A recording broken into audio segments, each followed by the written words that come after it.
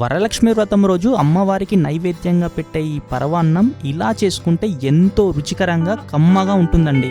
పాలు, బెల్లం, నెయ్యి, పెసరపప్పుతో చేసే ఈ పరవాన్నం చాలా సింపుల్గా ఉంటుంది. అయితే బెల్లం వేసేటప్పుడు ఈ వీడియోలో చెప్పినట్టు ఒక చిన్న జాగ్రత్త మాత్రం తప్పకుండా పాటించాలండి. ముందుగా స్టవ్ మీద ఒక గిన్నె పెట్టుకొని 1.5 కప్పు బెల్లం వేసుకుందామండి. ఇందులో 1/2 కప్పు నీళ్లు పోసి బెల్లం పూర్తిగా కరిగే వరకు వేడి చేసుకుందాం.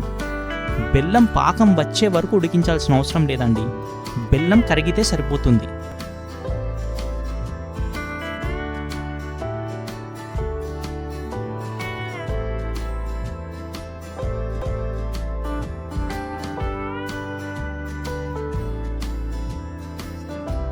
ఇప్పుడు కరిగిన బెల్లం నీటిని ఒక్కసారి వడకట్టి పక్కన పెట్టుకుందాం.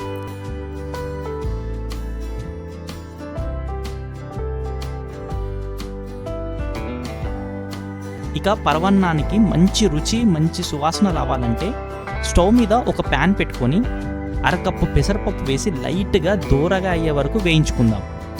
పెసరపప్పు మంచి వాసన వచ్చే వరకు వేయించి పక్కన పెట్టుకుందాం.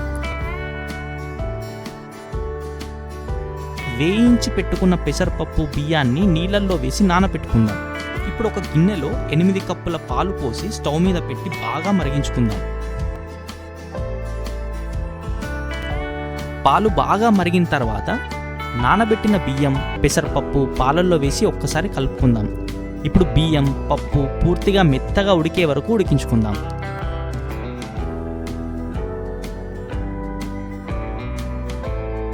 ఇదిగోండి, బియ్యం, పప్పు ఇలా మెత్తగా ఉడికిన తర్వాతే మన పరవాన్నానికి అసలైన రుచి మొదలవుతుంది. ఇప్పుడు ముందుగా కరిగించి వడకట్టి పెట్టుకున్న బెల్లం నీటిని ఇందులో పోసుకుందాం. ఇక్కడ ఒక ముఖ్యమైన విషయం గుర్తుపెట్టుకోండి, బెల్లం వేసిన వెంటనే కలపకండి. సుమారు 5 నిమిషాలు అలాగే ఉంచిన తర్వాత మాత్రమే బాగా కలపాలి. ఇలా చేయడం వల్ల పరవాన్నం మంచి టెక్స్చర్తో వస్తుంది. ఇప్పుడు ఇందులో 4 స్పూన్ల నెయ్యి వేసి బాగా కలుపుకుందాం.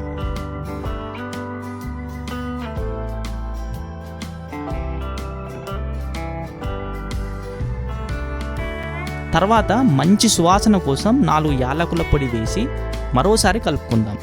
కానీ నైవేద్యానికి చివరి టచ్ మాత్రం చాలా స్పెషల్గా ఉండాలి కదండి. దానికోసం ఇంకో ప్యాన్ పెట్టుకొని కొద్దిగా నెయ్యి వేసి అందులో జీడిపప్పు, కిస్మిస్లు వేసి మంచి గోల్డెన్ కలర్ వచ్చే వరకు వేయించుకుందాం. వేయించిన జీడిపప్పు, కిస్మిస్లను పరవాన్నంలో వేసి బాగా కలుపుకుందాం. అంతే అండి, వరలక్ష్మి వ్రతం రోజు అమ్మవారికి నైవేద్యంగా పెట్టడానికి ఎంతో రుచికరమైన పరవాన్నం సిద్ధంగా ఉంది. పాలు, బెల్లం, నెయ్యి, యాలకుల సువాసనతో ఈ పరవాన్నం ఎంతో కమ్మగా ఉంటుంది. మీరు కూడా ఈ పరవాన్నాన్ని నైవేద్యంగా చేసుకొని ఎలా వచ్చిందో కామెంట్లో చెప్పండి.